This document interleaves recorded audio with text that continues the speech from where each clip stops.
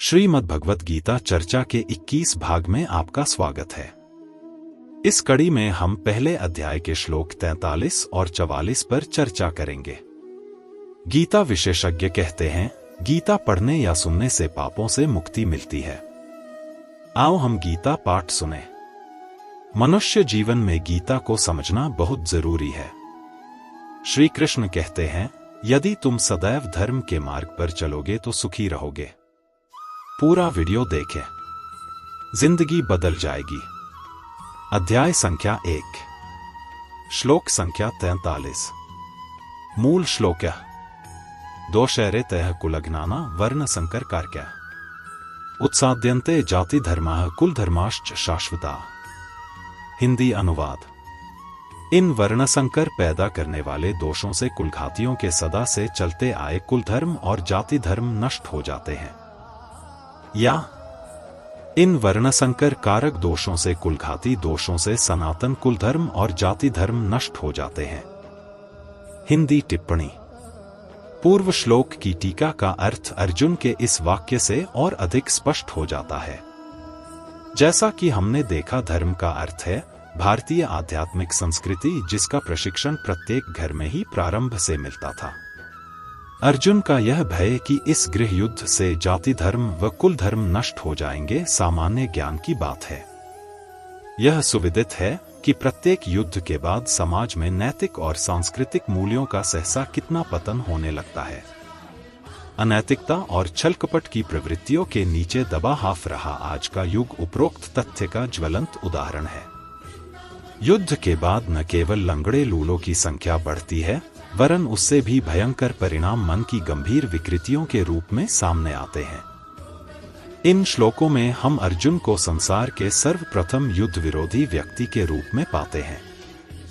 इन अनुच्छेदों में वह शांति प्रिय लोगों के लिए सार्वकालिक तर्कों की एक सुंदर श्रृंखला भेंट करता है। हिंदी व्याख्या: दोषैरे तैः कुलघ्नानाम् कुल धर्माश्च शाश्वता। युद्ध में कुल का क्षय होने से कुल के साथ चलते आए कुल धर्मों का भी नाश हो जाता है। कुल धर्मों के नाश के कुल में अधर्म की वृद्धि हो जाती है। अधर्म की वृद्धि से स्त्रियां दूषित हो जाती हैं। स्त्रियों के दूषित होने से वर्ण संकर पैदा हो जाते हैं। इस तरह इन वर्ण संकर पैदा करने वाले दोषों से कुल का नाश करने वालों के जाति धर्म, वर्ण धर्म नष्ट हो जाते हैं। कुल धर्म और जाति धर्म क्या हैं? एक ही जाति में एक कुल की जो अपनी अलग अलग परंपराएं हैं, अलग अलग मर्यादाएं हैं, अलग अलग आचरण हैं, वे सभी उस कुल के कुल धर्म कहलाते हैं। एक ही जाति के संपूर्ण कुलों के समुदाय को लेकर जो धर्म कहे जाते हैं, वे सभी जाति धर्म अर्थात वर्ण धर्म कहलाते हैं, जो कि सामान्य धर्म हैं और शास्त्र विधि से नियत हैं। इन कुल धर्मों का और जाति धर्मों का आचरण न होने से ये धर्म नष्ट हो जाते हैं।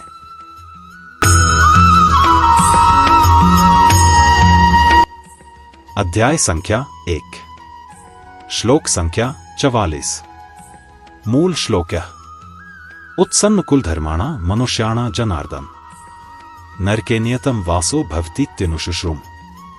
हिंदी अनुवाद: हे जनार्दन, जिनके कुल धर्म नष्ट हो जाते हैं उन मनुष्यों का बहुत काल तक नरकों में वापस होता है, ऐसा हम सुनते आए हैं।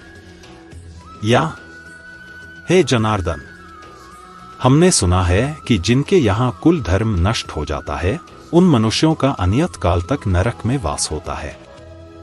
हिंदी टिप्पणी: इसके उपरांत भी भगवान कुछ नहीं बोले। अब अर्जुन की स्थिति ऐसी हो गई थी कि वह न तो चुप रह सकता था और न उसको नए तर्क ही सूझ रहे थे। परंतु भगवान के मौन का प्रभाव भी अनूठा ही था। इस श्लोक में अर्जुन पारंपरिक कथन ही उद्धृत करता है। हिंदुओं के लिए धर्म ही संस्कृति है, इसलिए कुल धर्म के महत्व पर पर्याप्त प्रकाश डाला जा चुका है। इसी कारण अर्जुन यहाँ एक बार फिर कुल धर्म नाश के दुष्परिणामों की ओर ध्यान आकर्षित करता है। हिंदी व्याख्या: उत्सन्न कुल धर्माणाम अनुशुश्रुम। भगवान ने मनुष्य को विवेक दिया है, नया कर्म करने का अधिकार दिया है। अतः यह कर्म करने में अथवा न करने में, अच्छा करने में अथवा मंदा करने में स्वतंत्र है। इसलिए इसको सदा विवेक विचार पूर्वक कर्तव्य कर्म करने चाहिए।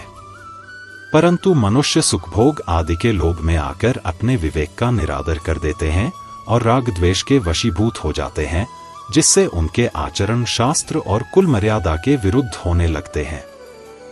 परिणामस्वरूप इस लोक में उनकी निंदा, अपमान, तिरस्कार होता है और परलोक में दुर्गति, नरकों की प्राप्ति होती है। अपने पापों के कारण उनको बहुत समय तक नरकों का कष्ट भोगना पड़ता है। ऐसा हम परंपरा से बड़े बूढ़े गुरुजनों से सुनते आए हैं। मनुष्याणाम पद में कुलघाती और उनके कुल के सभी मनुष्यों का समावेश किया गया है, अर्थात कुलघातियों के पहले जो हो चुके हैं उन पितरों का, अपना और आगे होने वाले वंश का समावेश किया गया है। संबंध युद्ध के होने वाली अनर्थ परंपरा के वर्णन का खुद अर्जुन पर क्या असर पड़ा, इसको आगे के श्लोक में बताते हैं। आज का सत्र यहीं समाप्त होता है। श्री कृष्ण के साथ रहो। जय श्री कृष्ण।